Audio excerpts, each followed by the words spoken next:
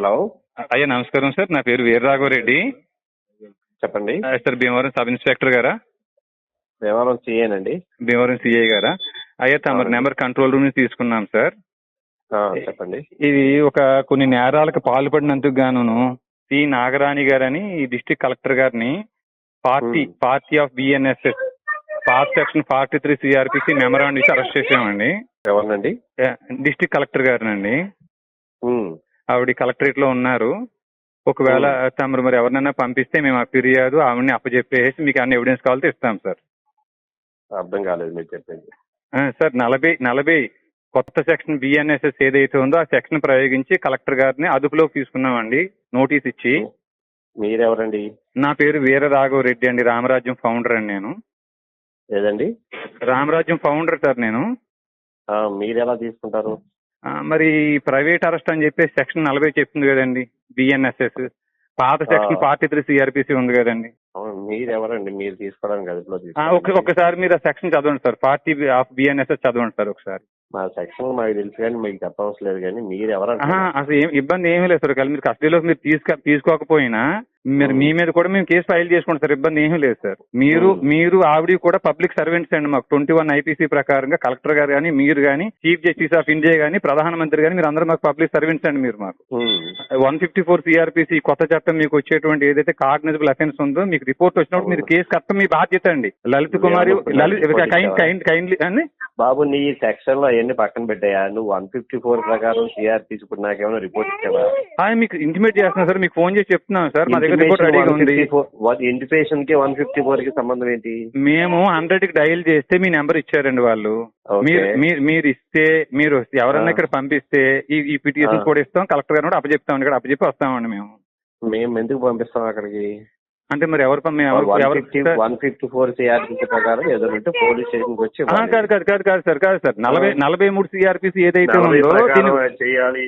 43 వినండి sir, 43 CrPC 40 ఒకసారి చదువుకోయా బాబు first. నేను చదివాను సార్. నేను సుప్రీంకోర్టులో కూడా ఆర్గ్యుమెంట్ చెప్పి వచ్చాను సార్. నేను నేను సుప్రీంకోర్టులో కూడా ఆర్గ్యుమెంట్ చెప్పి వచ్చినాను సార్. ప్రైవేట్ అరెస్ట్ అండి. మా కళ్ళ ముందు నేరం జరిగినప్పుడు మేము సాక్షులుగా ఉన్నప్పుడు అది తీసుకుని పోలీసులకు అప్పచెప్పడం మా బాధ్యత. ఒకసారి ఏం నేరం జరిగింది నీ కళ్ళ ముందు? Obeyed the direction of law అండి. ఆవిడ చేయాల్సిన పని చేయలేదండి కలెక్టర్ గారు. అదేం నేరం? అది 166 పాత ఐపీసీ వస్తుందండి. అవును, ఏం నేరం అది? ఏమండి తణుకు అని చెప్పేసి తణుకు దగ్గర తేతల గ్రామం దగ్గర. అయ్యా నేను చెప్పేదేనండి, మీరు సెక్షన్ చదువుకునేటప్పుడు దాంట్లో సుప్రీంకోర్టులో వాదించే ఎక్కడా ఎవడైతే ఒక వ్యక్తి నాన్ బెయిలబుల్ 7 సంవత్సరాల కంటా ఎక్కువ శిక్ష విధించగలిగినటువంటి నేరాలు ఎవడైతే రోడ్డు మీద ఎవరినో మర్డర్ చేసేయడమో లేకపోతే ఎవరినో రేప్ చేసేయడమో చేస్తారు కదా పబ్లిక్ దొంగలు, అటువంటి వాళ్ళ గురించి పబ్లిక్ కి నేరస్తుల్ని అవసరం అయితే ప్రైవేట్ వ్యక్తులు పబ్లిక్ కూడా అరెస్ట్ చేయొచ్చు అని ఉంటారు. మీరు సెక్షన్ చదువుకున్నప్పుడు క్లియర్ గా చదవాలి. దాంట్లో చదివితే ఉంటది. మీరు చేసి సీఎం అరెస్ట్ చేసేయడానికి, కలెక్టర్ అరెస్ట్ చేసేయడానికి, ఎస్పీని అరెస్ట్ చేసేయడానికి ఇవ్వాలి ఆ సెక్షన్ మీకు.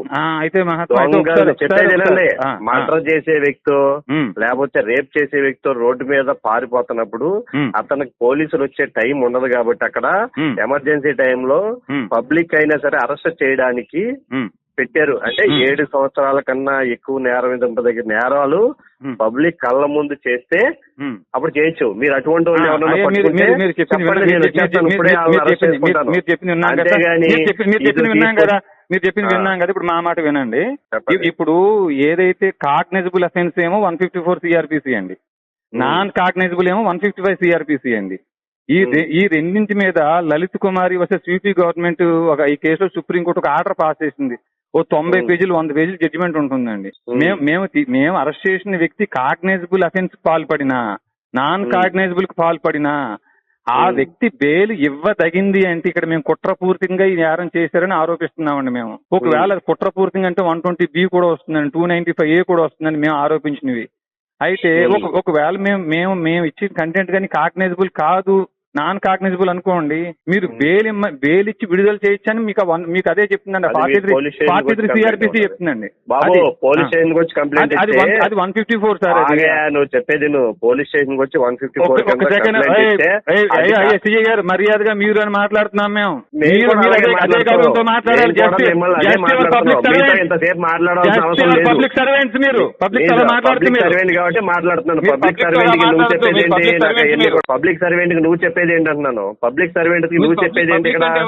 పబ్లిక్ సర్వెంట్ కి నువ్వు ఎమర్జెన్సీ ఏమన్నా ఉంటే పబ్లిక్ సర్వెంట్ కి ఫోన్ చేయి. నా డ్యూటీ నువ్వేం చేస్తావు? 43 సిఆర్పిసి కొత్త చట్టం బిఎన్ఎస్ సెక్షన్ 40 కి మీరు పెట్టుకుని నేను వస్తాను. ఇప్పుడు నీకు అక్కడే ఉండు. Please come.